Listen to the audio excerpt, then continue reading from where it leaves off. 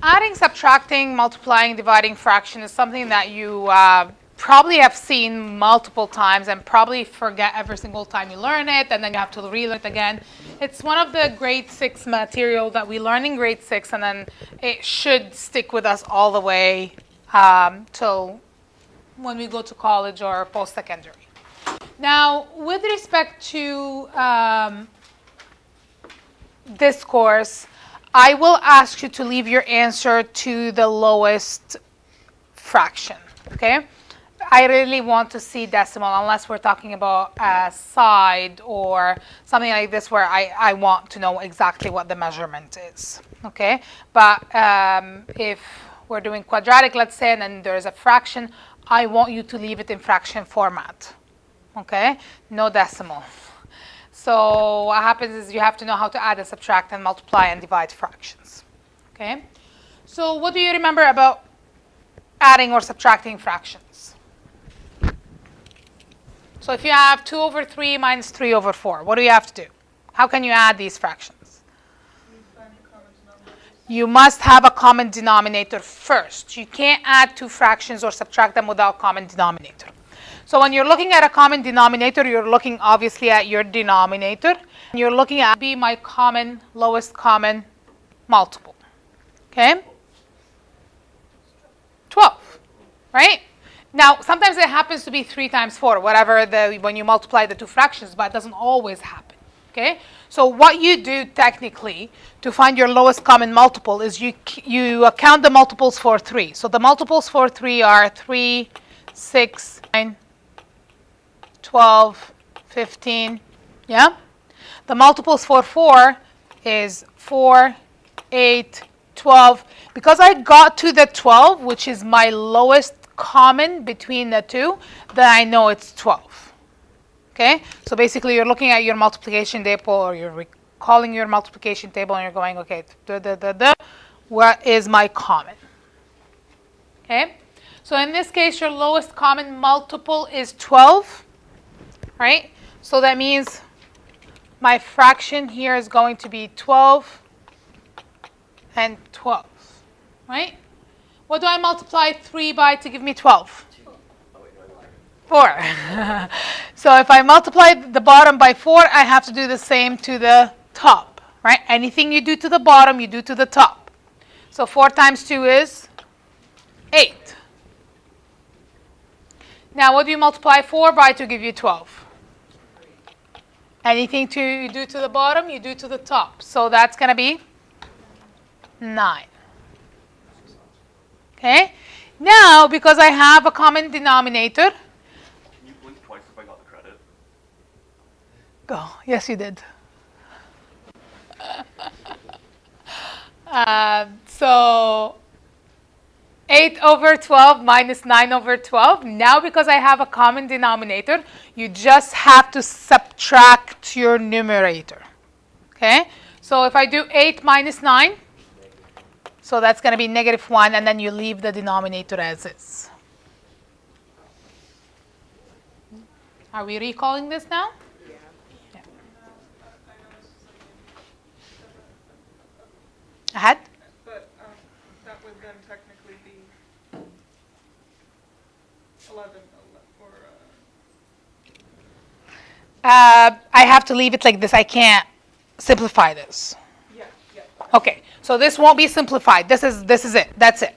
If you had something where you, I think you're thinking about, what is it called? The mixed fraction, no?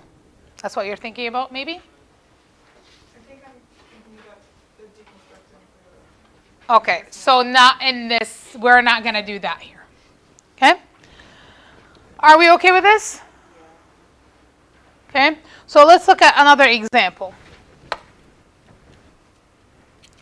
If you have, let's say,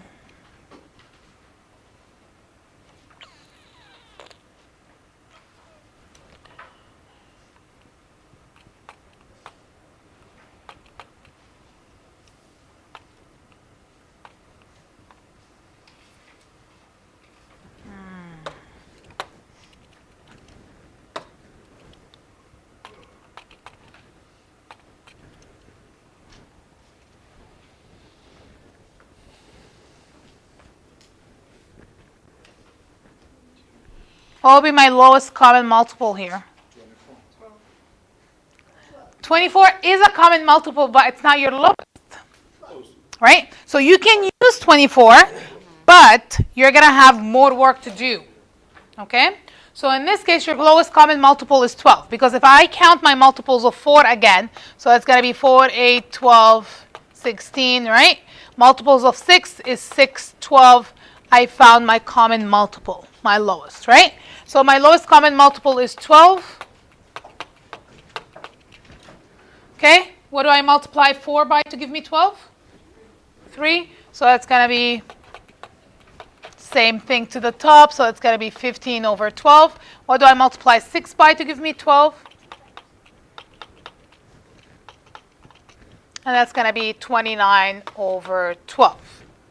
Okay, can you reduce 29 over 12? Is there a common number that you can divide both by? No. So you leave it as is. Do you have to write it in mixed fraction? You don't have to. You can leave it in improper fraction. Okay? Are we okay with this?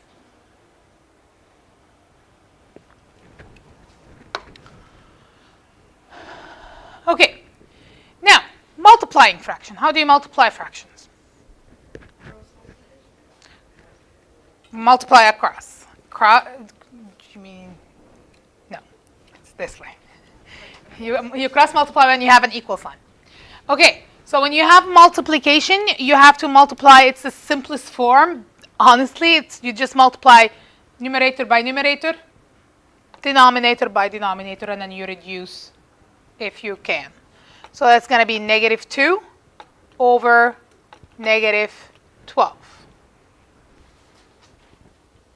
Is this the simplest form?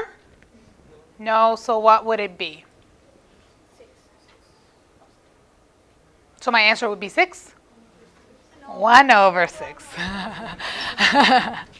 1 over 6. Because they're both divisible by 2, right? Negative and negative cancel. We talked about that on Friday, right? When I'm dividing a negative number by a negative number, it becomes positive. And then I can reduce.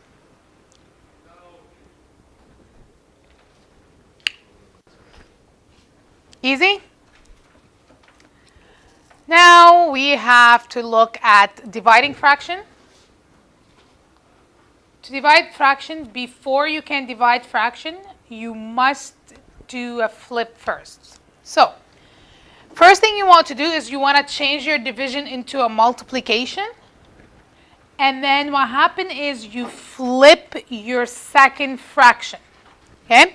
So, that will cause the second fraction to flip, and it becomes 4 over negative 3. So the first step is you changing your division into a multiplication, and the second step you are flipping the second fraction. Okay? Now this becomes similar to the previous question, right? Where you have a fraction times a fraction. How do you multiply fractions? Numerator by numerator, denominator by denominator. So that's negative 8 over negative 15.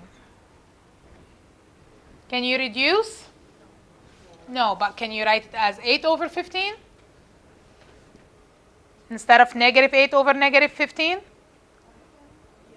Yeah, because the negative will cancel each other. Okay? So the answer here is going to be 8 over 15. Okay? So the rule with the division, you have to change your division into multiplication and flip your second fraction. Are we okay with this?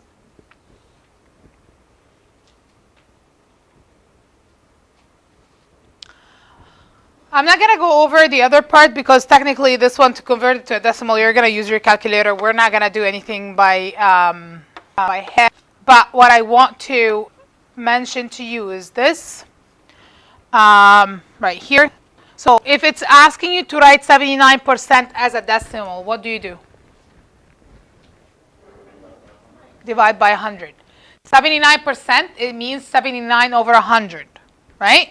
So in order to find this in decimal, so that's the same thing as doing 79 divided by 100, which is 0.79. Okay?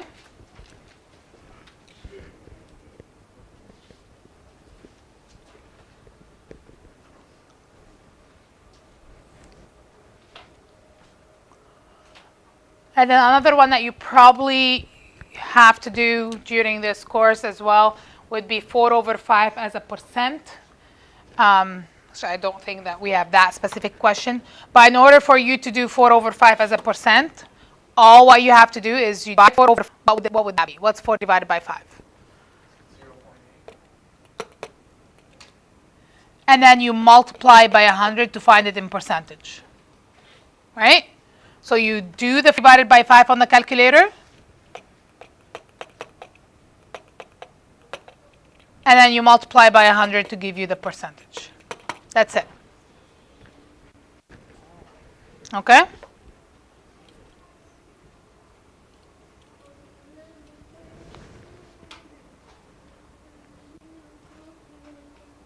Are we okay with that? Just 1 second, I'll come back to this.